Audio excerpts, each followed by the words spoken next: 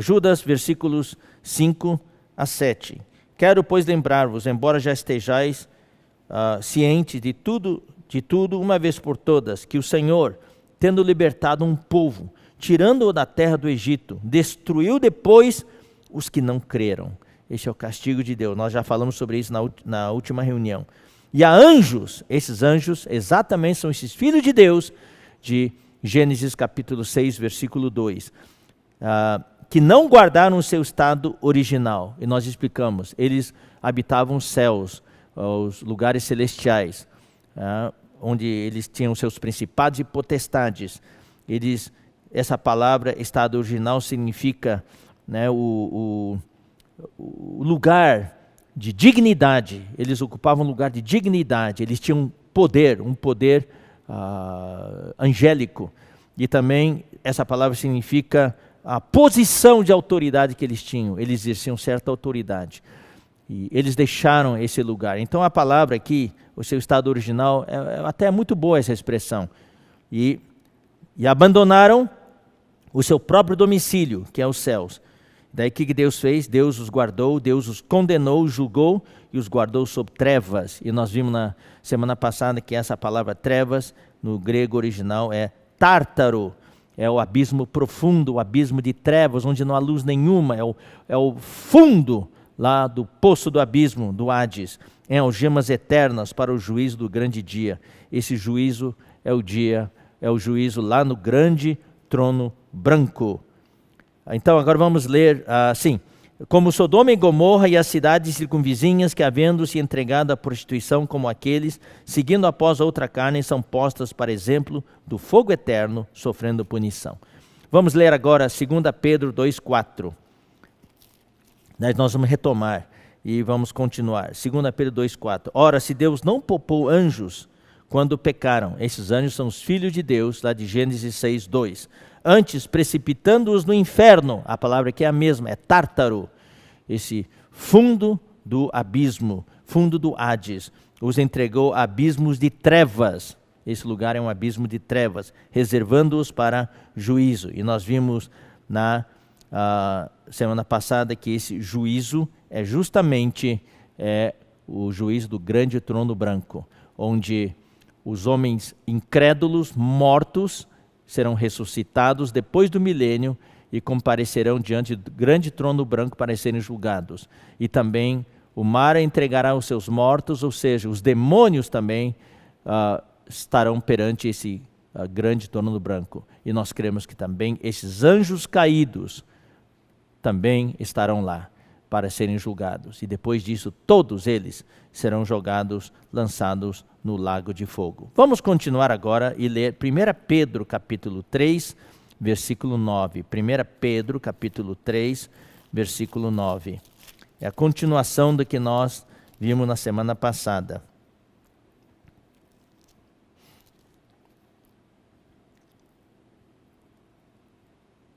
Três 3:19.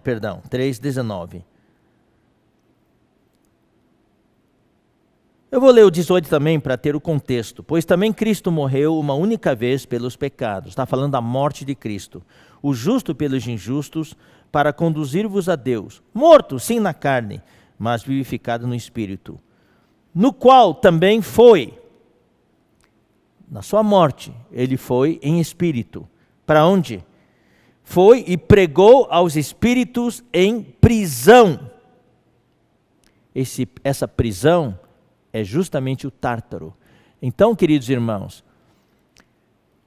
essa é mais uma prova de que quando Cristo morreu, muitos pensam, quando Jesus falou para aquele ladrão, aquele bandido que morreu junto com Jesus, aquele malfeitor, hoje estarás comigo no paraíso. Então muitos pregam que Jesus levou esse malfeitor para o céu, que o paraíso é o céu. Mas nós já explicamos, depois da conferência de fevereiro deste ano, daí como a pandemia se intensificou e o isolamento social começou, então nós só tivemos a conferência em Ribeirão Preto e em Brasília. Daí a conferência em Piracicaba e São Paulo foi via transmissão do Instituto Vida para Todos. E nessa conferência nós falamos sobre 2 Coríntios, capítulo 12, a visão que Paulo teve, a revelação que ele teve. Ele falou que ele não sabia se foi no corpo ou fora do corpo, ele foi ao paraíso e foi ao terceiro céu. Esse "e" mostra que são dois lugares diferentes. Daí nós mostramos, quem não leu pode ler no Alimento Diário, está bem registrado lá com muitos detalhes. Esse paraíso não é o céu. Esse paraíso fica debaixo da terra. Esse paraíso é o Hades. Eu não sei se todos chegaram a ler e se lembram desse estudo, né, dessa palavra que nós demos, porque nós vimos, apresentamos vários versículos para os irmãos. Jesus mesmo falou que o único sinal que seria dado para ele seria do profeta Jonas. Os fariseus pediram um sinal para Jesus, daí Jesus falou, eu não vou dar o sinal para vocês. Daí ele falou vários sinais, falou, e outro sinal eu vou dar para vocês que é do profeta Jonas, porque o Filho do Homem iria morrer e estaria por 3 dias e 3 noites no coração da terra. Não é no céu, é no coração da terra. E em Lucas nós temos também a história do rico e do Lázaro. Todo mundo pensa, né, que o rico e Lázaro, né, que o rico foi para o inferno e o Lázaro foi para o céu. Não, ambos estão no Hades. 2 seções diferentes, separados por um abismo. Nós não vamos entrar em detalhes aqui, mas eu quero mostrar que tem muitos ensinamentos errados hoje que estão enraizados na cabeça de muitos cristãos. Tá? Então nós precisamos nos apegar à pura palavra de Deus. Então Jesus, depois que morreu, sim, e a Bíblia fala, né, que quando Jesus morreu, especialmente Atos 2, 24, fala que a morte não pôde retê-lo. Ou seja, Jesus estava no Hades. E ele estava no coração da terra. Assim como Jonas ficou 3 dias e 3 noites no ventre do grande peixe. Daí Jesus falou, também o Filho do Homem estará 3 dias e 3 noites no coração da terra. E em Atos 2, na pregação de Pedro, ele também falou, ninguém subiu ao céu, ninguém. Então, ninguém foi para o céu. Ele falou de Davi, pois Davi não subiu ao céu. Todo mundo pensa que Davi já está no céu, o rei Davi, o rei de Israel. Não, ele está no Hades também. E esse versículo que nós lemos aqui, olha só, é um versículo que deixa muito claro. Quando ele morreu, ele não foi para o céu. Ele foi e pregou aos espíritos em prisão. Jesus desceu no Hades. Satanás achava que podia prender. Você sabe, todo homem que morre vai para o Hades. Tá? Os cristãos, aqueles que têm a vida de Deus, vão para uma sessão de descanso, aguardando o dia em que eles serão arrebatados. E os incrédulos, aqueles que não têm a vida de Deus, não fazem parte do povo de Deus, vão para uma sessão onde há tormento, mesmo antes do lago de fogo.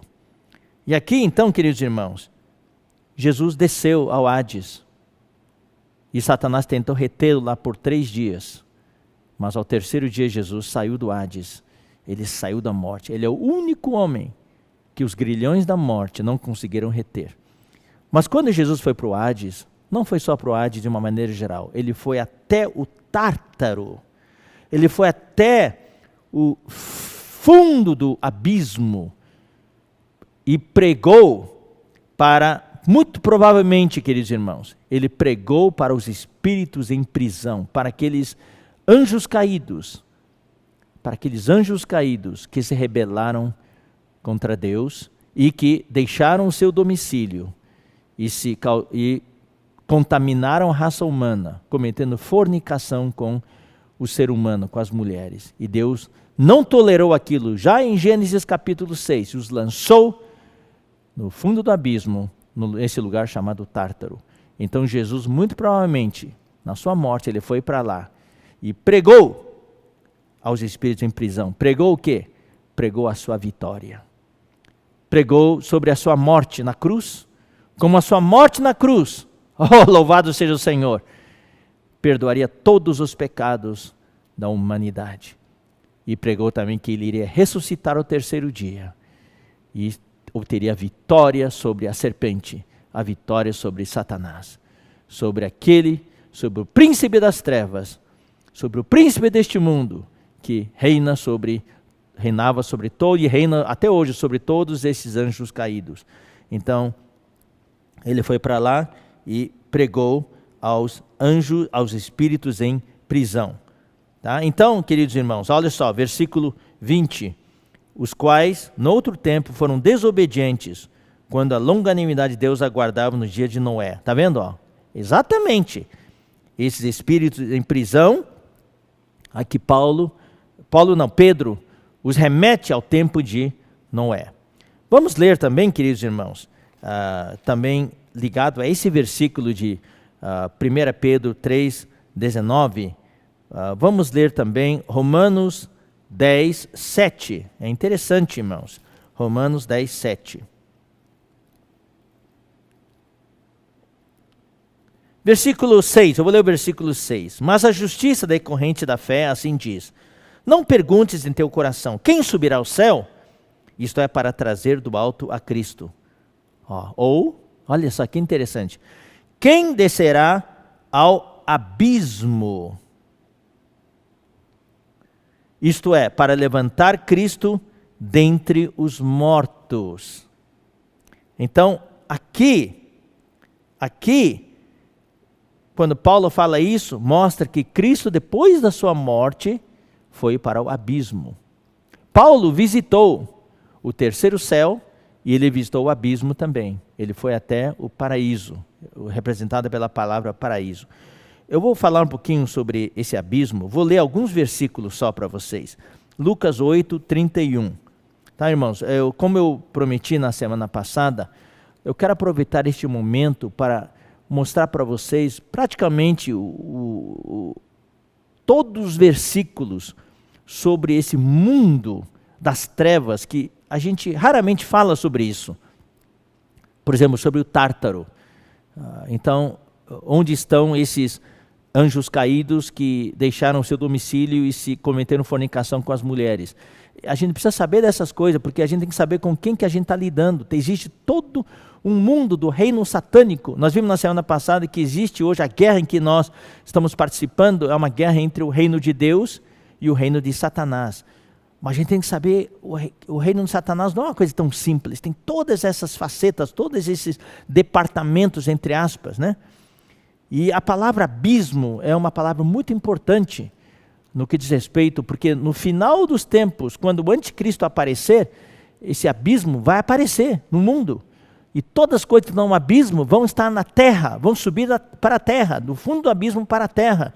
Hoje eles estão lá no fundo do abismo, mas vão vir para a terra. Então, ai daqueles que vão estar na grande tribulação, vai ter muito sofrimento. Então, queridos irmãos, vamos ler Lucas 8, 31. Vamos ler então rapidamente alguns versículos. Lucas 8, 31. Não é fácil, irmãos, falar sobre isso, porque isso expõe o mundo das trevas, expõe o mundo satânico, e Satanás odeia isso, ele quer manter isso oculto, escondido, para que ninguém saiba, para ele operar com mais liberdade. Vamos lá, Lucas 8, 31. Aqui é quando Jesus expulsou, se lembra? Estava expulsando aqueles demônios daquele endemoninhado.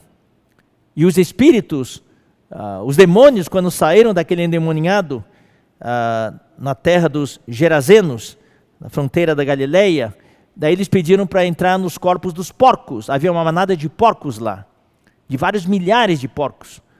Isso mostra que essa legião de demônios era muito grande.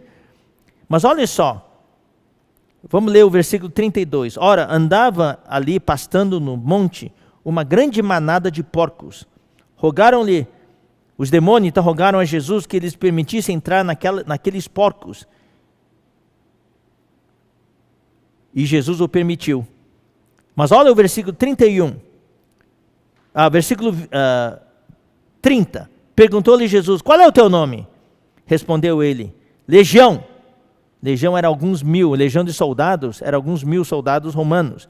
Entre legião havia alguns milhares de demônios nesse homem.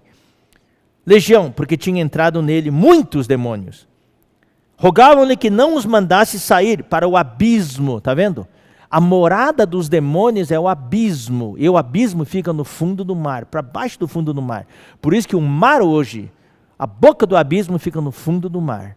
Por isso que o anticristo, em Apocalipse capítulo 13, o anticristo, quando aparece a besta que emerge do mar. É porque ele sai do abismo, ele se levanta e se põe sobre o mar Mediterrâneo. Então, esse abismo fica no fundo do mar. Daí, quando se expulsa um demônio, né, se manda ele lá para o abismo. Eles pediam, não nos mandem para o abismo. Daí eles queriam entrar nos porcos. Mas quando entraram nos porcos, para onde os porcos foram? Para o mar, para a sua morada. Porque eles foram para casa. Através dos corpos dos porcos, foram lá para o mar. Então, esse é o abismo. Vamos ler também Apocalipse capítulo 9. Apocalipse capítulo 9, versículos 1, 2 e 11.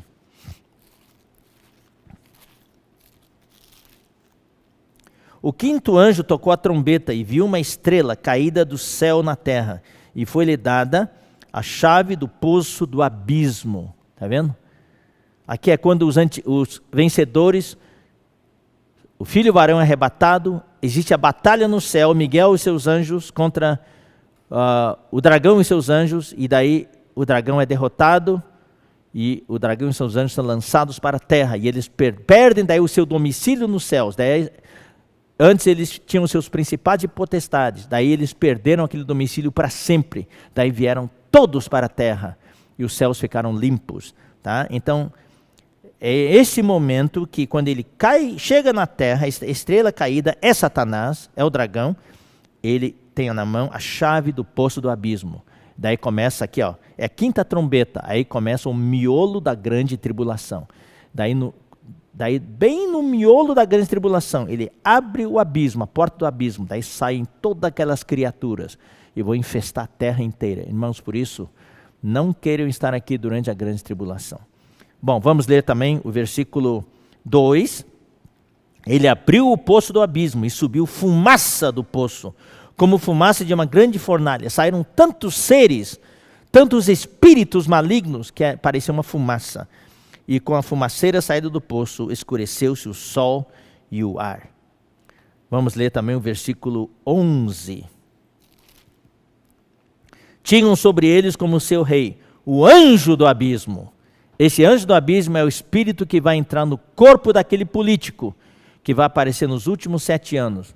Na metade dos 7 anos ele vai ser ferido de morte. Todo mundo, provavelmente no seu velório, provavelmente, achando que ele estava morto já. De repente esse anjo do abismo vai entrar nele e ele vai ressuscitar. Daí ele vai se tornar a besta, o anticristo, cujo nome em hebraico é Abaddon, e em grego Apolion, que significa destruição e destruidor.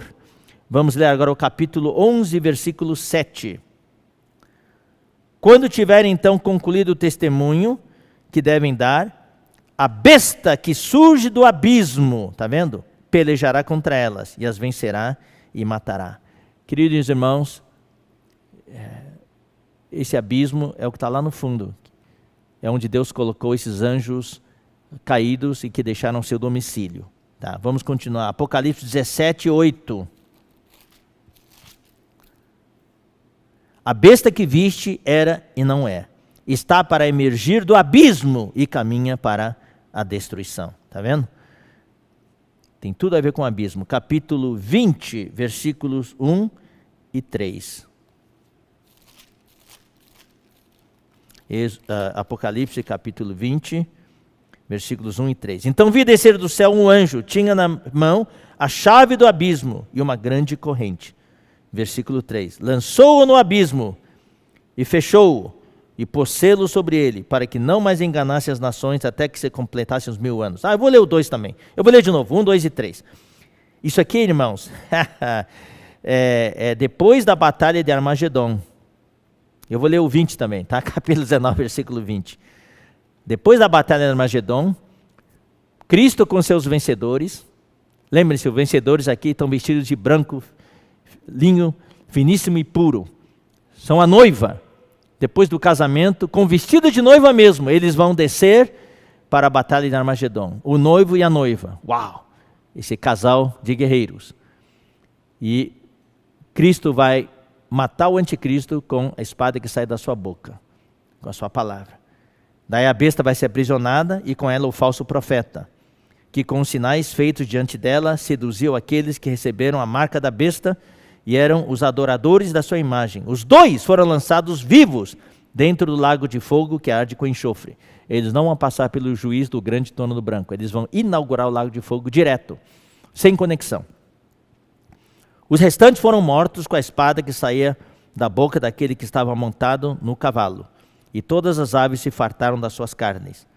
Daí o capítulo 20, versículo 1. Então vi descer do céu um anjo, tinha na mão a chave do abismo. Lembra que Satanás, quando ele foi lançado para a terra, ele tinha na mão a chave do abismo. Daí ele abriu o abismo e saíram todos aqueles seres, como fumaceira.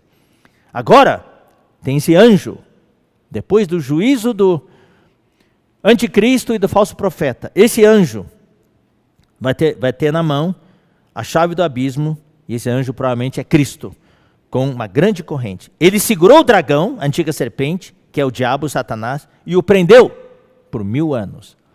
Ele ainda não vai ser jogado no lago de fogo, porque depois do milênio, depois do reino milenar, Deus ainda vai precisar usá-lo para fazer uma última limpeza aqui na terra. Lançou-o no abismo e o fechou e pôs selo sobre ele, para que não mais enganasse as nações até que se completassem os 1000 anos. Depois disto, é necessário que ele seja solto pouco tempo. Então, aquele abismo que Satanás, o dragão, abriu, daí Jesus aqui, Filho de Deus, fechou de novo, e ele ficou preso lá por 1000 anos. Durante o milênio vai haver paz na terra, não vai haver ação de Satanás, nem os seus anjos caídos, nada. Vai ficar no abismo. Bom, vamos ler agora Gênesis 1, 2. Esse abismo vem lá de Gênesis já. Gênesis 1, 2 fala assim, a terra, Gênesis 1, 1 fala, no princípio criou Deus os céus e a terra. O 2 fala, a terra porém estava sem forma e vazia, e havia trevas sobre a face do abismo. Tudo isso, queridos irmãos, é porque já houve a rebelião satânica. Entre Gênesis 1, 1 e 1, 2, houve a rebelião satânica. Daí já houve o abismo, onde moravam e ainda moram os demônios, todos esses seres, né? Vamos ler agora Atos 2, 24. Aleluia. Atos 2, 24. Atos 2, 24. Fala. Ao qual, porém, Deus ressuscitou. Jesus morreu, foi sepultado, mas Deus ressuscitou, rompendo os grilhões da morte, quando não era possível fosse ele retido por ela. Quando Jesus entrou no Hades, Satanás tentou, com os grilhões, prender Jesus. Falou, eu piquei o calcanhar, mordi o calcanhar do descendente da mulher. Lembra de Gênesis 3,15? Quando Deus falou para a serpente, tu lhe ferirás o calcanhar, mas ele vai te ferir a cabeça. Então, Satanás achava que, matando Jesus na cruz, ele tinha obtido a vitória. Daí ele podia prender Jesus com os grilhões da morte. E Jesus estava lá no Hades, no abismo. Mas daí, Deus o ressuscitou. Louvado seja o Senhor. Versículo 27. Porque não deixarás a minha alma na morte. A morte aqui é Hades. Não deixará a minha alma no Hades. Jesus foi para o Hades depois da sua morte. Nem permitirás que teu santo veja corrupção. Né? Agora vamos ler Efésios 4, por último, né? Efésios 4, 9.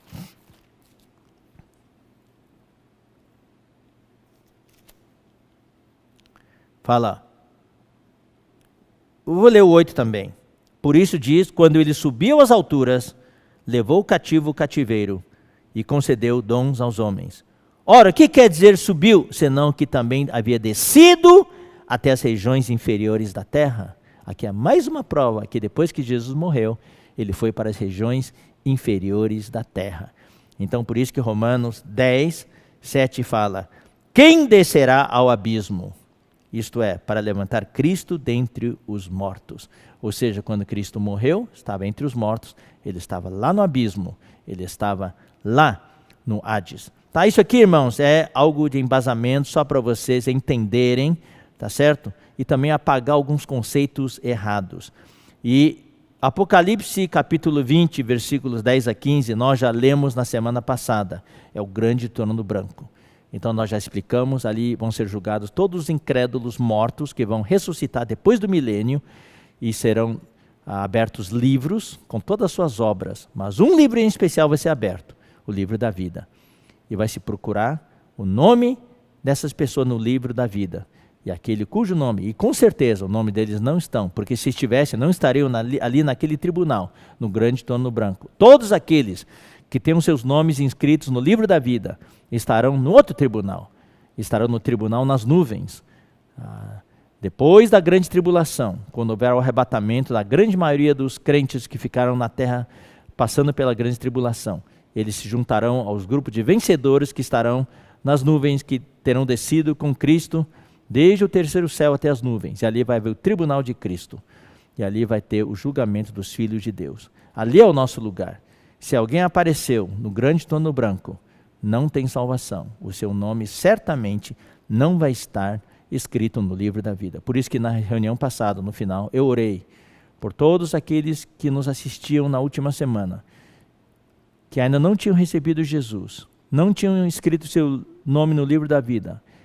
Eu orei com vocês para que vocês pudessem ter o seu nome inscrito. E também para aqueles irmãos que não tinham certeza. Eu também orei para que vocês possam ter certeza. É preciso ter certeza que o seu nome está no livro da vida. E também nesse tribunal, no grande trono branco de Apocalipse 20, serão julgados os demônios, que o mar vai entregar, todos eles, e também todos os anjos caídos vão ser julgados. Vão ser julgados lá.